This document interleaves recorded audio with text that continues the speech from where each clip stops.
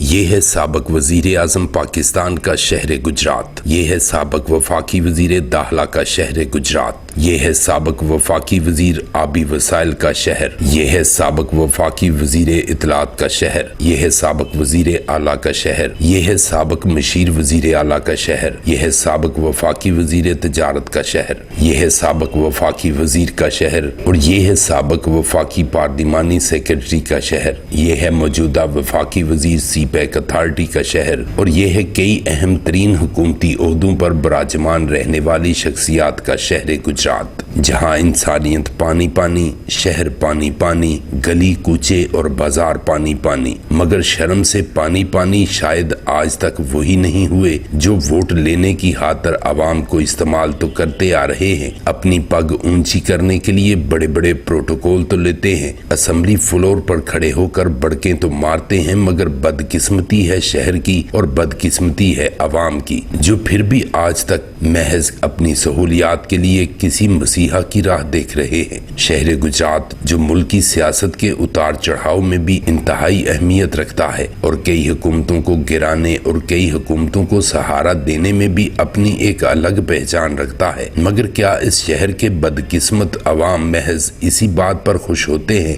کہ ان کے شہر کو فلاں فلاں وزارت مل گئی، یا شاید یہ ذہنیت تو نہیں بن گئی کہ سہولت ملے نہ ملے جھنڈے والی گاڑی ضرور ملے؟ ہر وزیر اور ہر مشیر گجرات کو پیرس بنانے کے نعرے تو لگاتا رہا، عوام کو سہولیات ان کی دہلیز پر پہنچانے کی باتیں تو کرتا رہا، مگر یہ کیا وجہ ہے کہ عوام کی دہلیز سے وہ آج تک معمولی بارش کے بعد کئی گھنٹے کھڑے ہونے والے پانی کی نکاسی کا بندوبست نہیں کر سکے؟ ایک بار بھی نہیں، دو بار نہیں، بلکہ کئی بار عوامی نام نہاد نمائندوں کی طرف سے گجرات کے نکاسی آب کی بہتری کے لیے ملینز آف روپیز خرچ کرنے کے دعوے کیے گئے۔ حال ہی میں تقریباً 400 ملین روپے خرچ کر کے بولے تا جیل چوک نکاسی آب کا نظام بہتر بنانے کے لیے کام تو کیا گیا، مگر یہ بات روز روشن کی طرح عیاں ہے کہ جب تک لیڈروں اور نام نہاد ٹھیکیداروں کی عیاشیاں اور کمیشن ختم نہیں ہوں گی، ان کی نیتیں ٹھیک نہیں ہوں گی، تب تک نظام کی بہتری کا تصور بھی نہیں کیا جا سکتا۔ یہ تو محض دہاڑیاں لگانے والی بات ہے۔ اس چکر میں شہر گجرات کے باسیوں کا تھوڑی سی بارش کے بعد نظام زندگی مفلوج ہو کر رہ جاتا ہے۔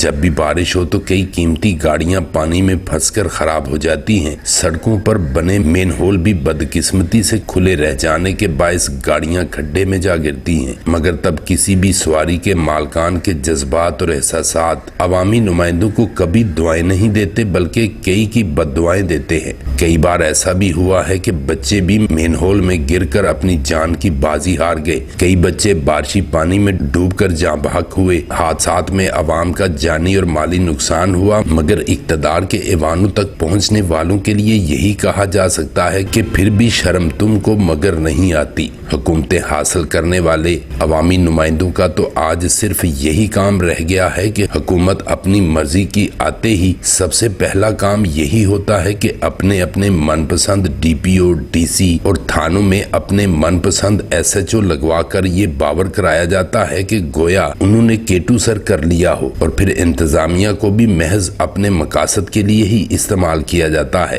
جبکہ نظام ویسا ہی رہتا ہے۔ اس صورتحال میں عوام پر بھی بھاری ذمہ داری عائد ہوتی ہے کہ وہ آنکھیں کھولیں اور ایسے لٹیرے بدبودار نظام کی تبدیلی کے لیے سب سے پہلے خود کو تبدیل کریں، تب شاید ایسے مسلط عذاب سے ان کی جان بخشی ہو۔ آج سب سے بڑی مصیبت تو یہی ہے کہ ہم لوگ خود ڈاکو، چور، لٹیروں کو اپنے ووٹ کی طاقت سے تحفظ فراہم کرتے ہیں، انہیں ڈاکے مارنے، عوام کے حقوق کو چوری کرنے اور عوامی مفادات کو لوٹنے کا ہمیشہ موقع فراہم کرتے ہیں، اور بعد میں خود ہی بد دعائیں دیتے ہیں۔ ایسی صورتحال میں ہم تبدیلی کے خواب دیکھنا چھوڑ دیں تو یہی بہتر ہوگا۔ اگر خود کو نہ بدلا تو یقیناً ہماری آنے والی نسلیں بھی ہمیں معاف نہ کریں گی، کیونکہ خدا نے آج تک اس قوم کی حالت نہیں بدلی، نہ ہو جس کو خود خیال اپنی حالت بدلنے کا۔ پرنس شاہد بھٹا، BB1 نیوز، جلال پور جٹا۔